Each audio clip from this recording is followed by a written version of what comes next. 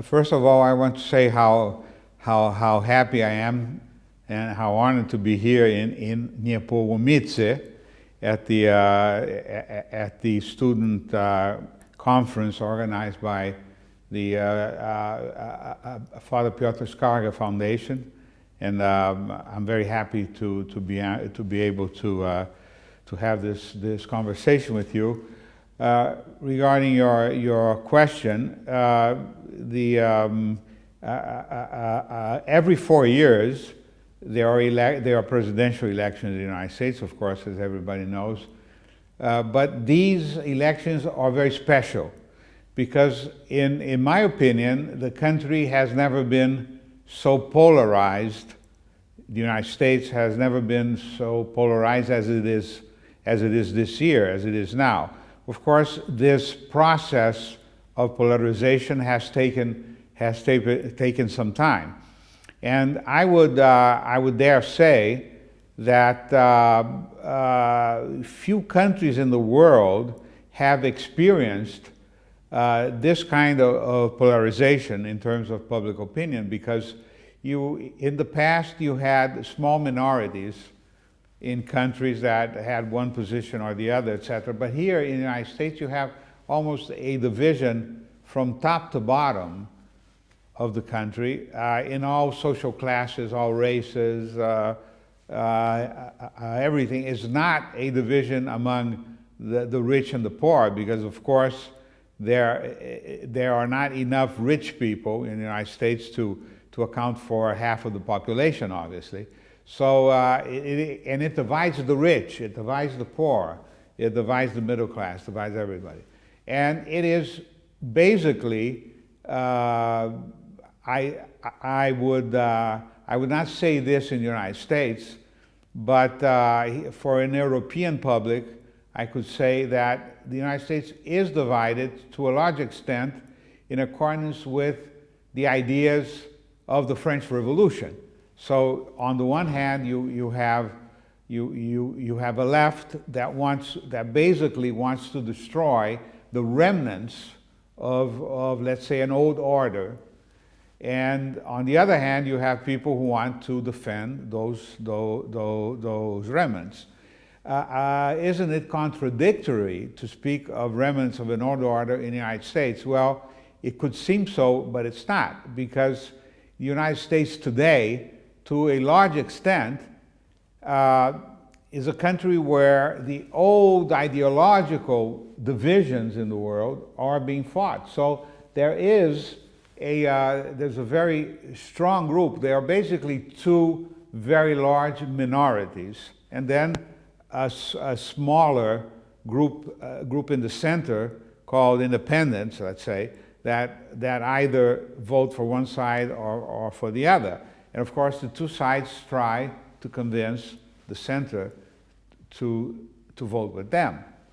But the division is, as I said, regarding those basic ideas of the French Revolution, to preserve Christian civilization or to destroy Christian civilization. So the Catholics, of course, who are the largest individual religion in the United States, or more or less 25% of the population, the Catholics play a very important role. And up to now, one could say that the American bishops were very much, as happens here in Poland and in many other countries in the world, the bishops were still very much living the problems of post-Vatican II, and were more worried with the internal problems of the church, etc., especially in the United States, where they had the crisis with the pedophile priests, etc.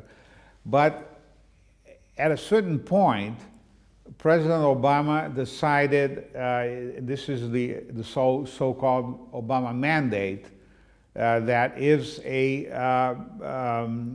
it relates to Obamacare, to the healthcare law, and recently the Department of Health and Human Services decided to issue a regulation that applies specifically to Catholic institutions, forcing the Catholic Church to pay for contraception, sterilization, and abortion in some cases. And until now, it was understood in the United States that religious freedom, because of the principles of religious freedom, etc., that religious institutions were exempted from that kind of thing. But the regulation of the Department of Health very clearly indicates that they are now following for the first time a very narrow understanding of religious freedom. So only the churches themselves, for instance, the Catholic Church would not have to pay for contraception for the wife of the sacristan of the church. But that's a very, very narrow understanding. But in Catholic hospitals, in Catholic schools, etc., all the employees who wanted those services, the Catholic Church would have to pay for them. And something very surprising happened, that the bishops united, as we haven't seen in, I don't know, in many, many, many, many years. The bishops united. They wrote both documents in the name of the Episcopal Conference and also individual documents of the bishops, saying that it was not acceptable and calling for a civil disobedience. And many Catholics are saying that they will not obey. Many bishops are saying they will not obey. If they don't obey, they can even be taken to jail. And it's very interesting to see the reaction of the evangelical Protestants, the Protestants that are more conservative, etc. As one radio personality said, we are all Catholic now. And that is a common expression by Protestants. Now, we're all Catholics now. We support the Catholic Church on this thing. So that's how the situation stood when the Supreme Court finally made a decision not on this regulation, but although it will, because the Catholic Church, 43 Catholic institutions, including several dioceses, have gone to the courts, and it will go to the Supreme Court. But that decision was not made yet. But it was a decision on the larger law, on what is called Obamacare. And it's a very complicated legal issue, and I don't think it's the case to get into details here, but the question was, can the government impose on citizens the obligation to buy health insurance?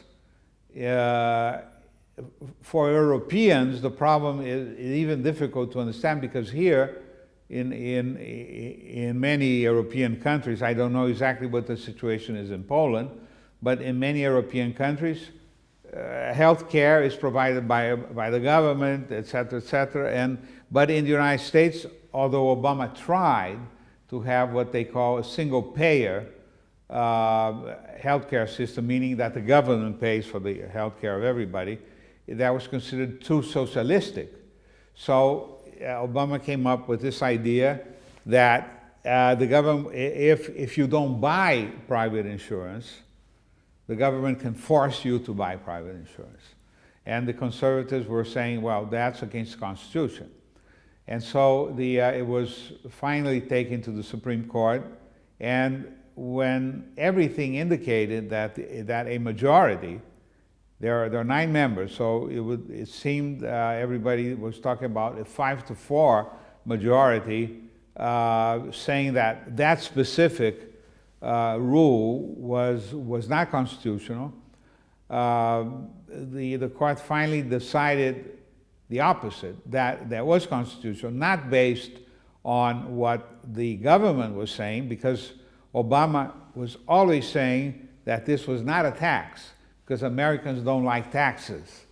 I don't think anybody likes taxes, but, but Americans very specifically don't like taxes. So, so Obama was saying this is not a tax. The Supreme Court decided that the arguments that Obama was using were not constitutional, but that it was a tax, and so approved the thing as a tax, because Congress can impose taxes, and it does all the time. So it created a lot of confusion in the United States, but so the Obamacare law was upheld by the Supreme Court. What does that mean? Is it a victory for Obama or a defeat? What? It's somebody analyzing the situation remembered that when Henry Kissinger, who was Secretary of State of the United States, it said when he went to China for the first time, he had a conversation with Chu Enlai, who was the Prime Minister. And Chu Enlai, very differently from the other Chinese leaders, was a very refined man. He was a Mandarin, and he had studied, when he was a young man, he studied in France. So he had a very European cultural outlook. And so Henry Kissinger asked him, what is your opinion on the French Revolution? And Chu Enlai, in a very Chinese way, said, it's too early to tell. About something that happened in 1789. But so here we can say it's too early to tell what it means. But I have the opinion that all things considered, it is more favorable to the Republicans than to Obama in terms of the election. Why? Because if the Supreme Court had brought down the law, many people would say, well, there's no problem in re-electing Obama, because if he does other things like this, the Supreme Court will just say it's not constitutional. So now people are very scared, and it has increased the polarization in the country. I'm sorry for such a long answer, but I think that can give some idea of what's going on in the United States. The bishops, for many years now, unfortunately, and I say this with the utmost respect for the Church as a practicing Catholic, who considers himself to be a loyal son of the Church, but with all respect, I say that the bishops have been playing with fire for a long time. And they think that they can, open up to the world as much as possible, and that nothing will happen. It won't have any consequence. Well, things have consequences. Life has consequences. And now, after playing around for many, many years with these issues, the bishops have finally been, using an American expression, they have been mugged by reality. They have been attacked by reality. And the reality is that these leftist principles with which they have been playing, or at least some of them, they can come back to bite you like a mad dog. And so now they're very shocked by that reality, that these things have consequences. And I think it was a very healthy reaction, and they united. And they realized that there's a limit to everything, and it seems that things have reached a certain limit for them, and I think that is very good, because hopefully what happened to the American public, or to a large portion of the American public, is that they were mugged by reality. And now hopefully the bishops will continue to be mugged by reality too. And one of the consequences of being mugged by reality is that the United States, that was certainly the most modern country, was the symbol of modernity for the whole world. All the very negative consequences of Hollywood, for instance, all Hollywood movies, how Hollywood as a symbol of American culture, how it changed the culture in the whole world. Well, that had a consequence that the Americans ended up suffering more, because the Hollywood mentality influenced more the United States than any other country.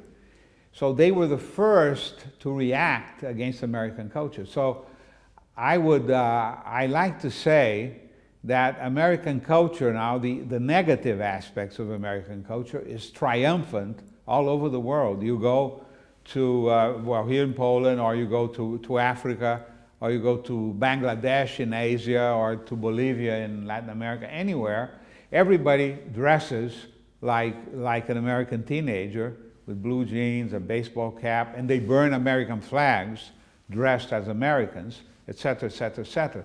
The only place in the world today where there's a serious reaction against American culture is in the United States, a country where you have a huge pro-life movement, where you have a huge anti-homosexual marriage movement, where you have homeschooling. Homeschooling is against, I don't know about Poland, but in most European countries it's against the law. You can go to jail if you homeschool. In my country, in Brazil, it is against the law. And there was a government official some time ago who had the idea of homeschooling his children. He was threatened with jail for homeschooling. In the United States, when I arrived there 31 and a half years ago, it was against the law in every state. Now, it is permitted in every single state. And millions of children are homeschooled. So, that's a consequence. The culture went too far, and there was a reaction. And God's grace takes advantage of those movements in public opinion. And so now, hopefully, the same thing will happen to the bishops, because the bishops are our leaders, and we should follow them, but we want to be led. In terms of this counter-revolution that is beginning in the United States against the negative aspects of American culture, Professor Plinio Correa de Oliveira, the founder of Tradition, Family, and Property, of which I'm very proud to be a member, very clearly understood the importance of the United States for this struggle for the Catholic Church in the whole world. And he, very early on, he started sending people to the United States, etc., to do a counter-revolutionary apostolate, which I'm very happy to say has had many fruits. And now the American Society for the Defense of Tradition, Family, and Property is one of the major forces in the United States, fighting in defense of life, of the family, of private property. And so I'm very honored to be a part of that work as director of the Office of the TFP in Washington, D.C.